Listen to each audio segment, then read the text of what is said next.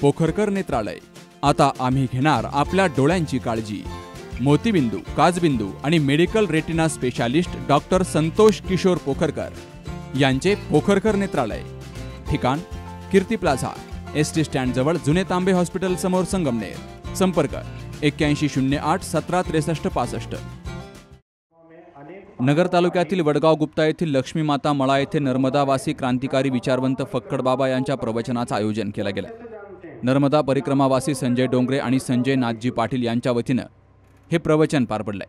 यामध्ये फक्कड बाबा यांनी आपल्या प्रवचनातून नर्मदा परिक्रमा कशा प्रकारे करायची, ते करत असताना त्याचा पोशाख कसा असावा, ते करत असताना हातामध्ये कमंडलू, दंडा आणि पोशाख कशा प्रकारे असला पाहिजे हे या प्रवचनातून सांगितलंय।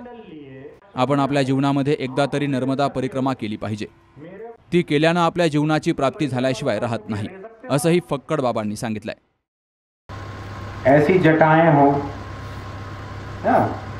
ऐसी दाढ़ी बढ़ाता हो, चिमटा रखता हो, कमंडल रखता हो, भगवा पहनता हो, पीला पहनता हो, तुलसी पहनता हो, रुद्राक्ष पहनता हो, ऐसा त्रिपुंड लगाता हो, ऐसा तिलक लगाता हो, घर बार छोड़ा हो, जंगल बस्ती में रहता हो, मंदिर मठ बना करके रहता है, 4 लोगों को उपदेश देता है, 10-20 चेला हैं, उसी को साधु बोलते हैं क्या? आद्य गुरु शंकराचार्य साधु किसको बोलते हैं? सामान्य व्यक्ति के मन में यही है, अरे यार वो तो बाबा जी जा रहे, साधु बाबा। ये इसका कोई मतलब नहीं है।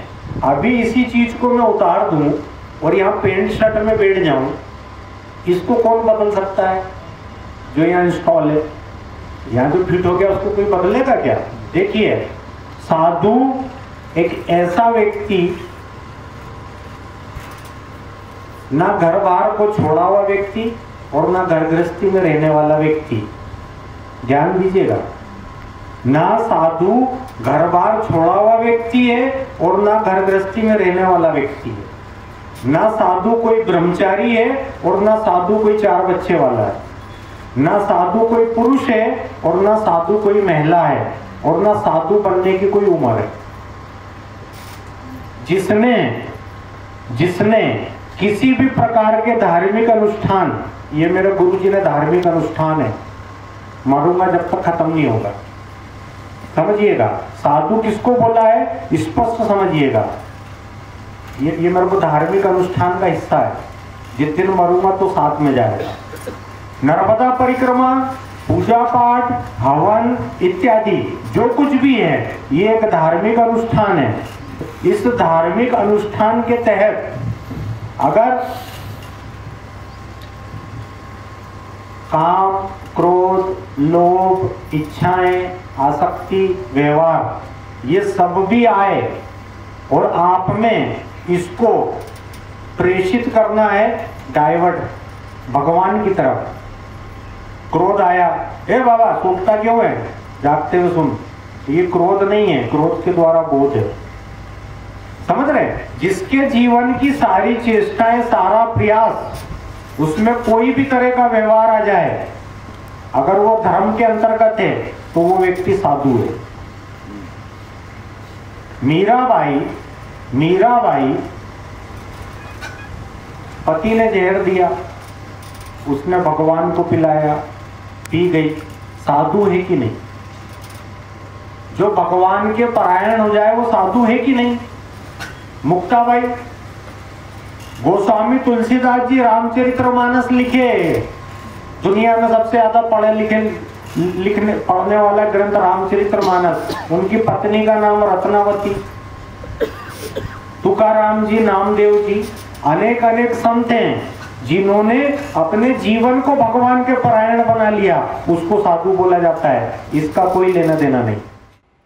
क्रांतिकारी विचारवंत फक्कड बाबा यांचं उत्तर प्रदेश या ठिकाणी श्री पंचक्रोशीश्वर महादेव मंदिर, श्री ओंकारेश्वर ज्योतिर्लिंग, पंचक्रोशी परिक्रमा घाट येथील ग्रामसेरला बडवाह, उत्तर तट येथे श्री शांतीधाम आश्रम असून ज्यांना नर्मदा परिक्रमेविषयी संपूर्ण माहिती पाहिजे त्यांनी संजय डोंगरे 86 03 87 71 33 आणि संजय नाथ भाटी 98 22 31 13 13 या क्रमांकांवर संपर्क साधावा असं आवाहन बबन सातपुते आणि प्रभाकर शेवाळे यांनी केलंय.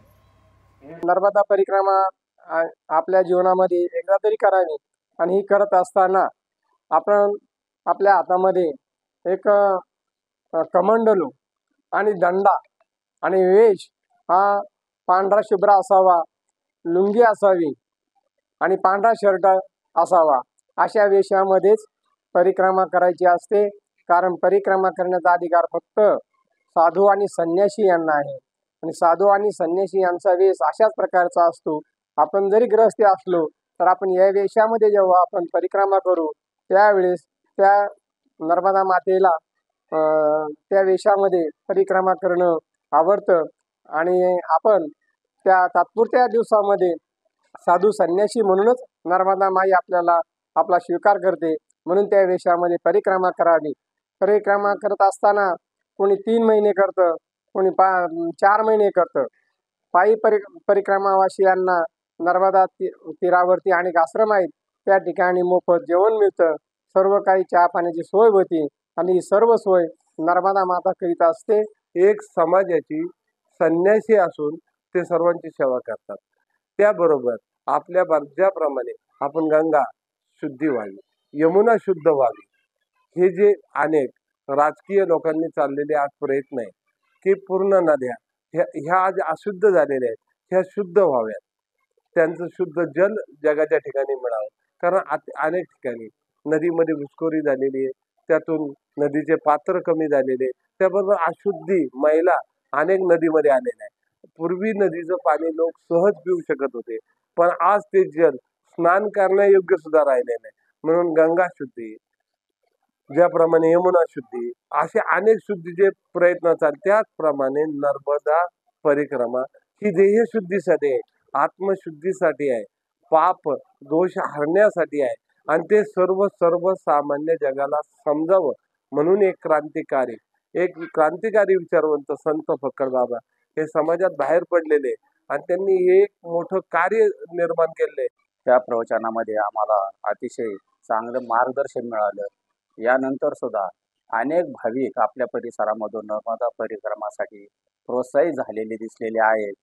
असेच आपल्याला जर आपल्या परिसरामध्ये यांचं प्रवचन आयोजित करायचं असेल, नर्मदा परिक्रमासाठी जर कोणाला त्याची पूर्ण माहिती करून घ्यायची असेल तर त्यांचं प्रवचन या ठिकाणी आपण नगर जिल्ह्यामध्ये आयोजित करू शकता. त्याच्यासाठीचा पत्ता क्रांतिकारी विचारवंत फक्कड बाबा यांचा पत्ता आहे श्री शांतीधाम आश्रम, श्री पंचकोशीश्वर महादेव मंदिर, परिक्रमा घाट, ग्राम सेमरला, उत्तर तट, मध्य प्रदेश.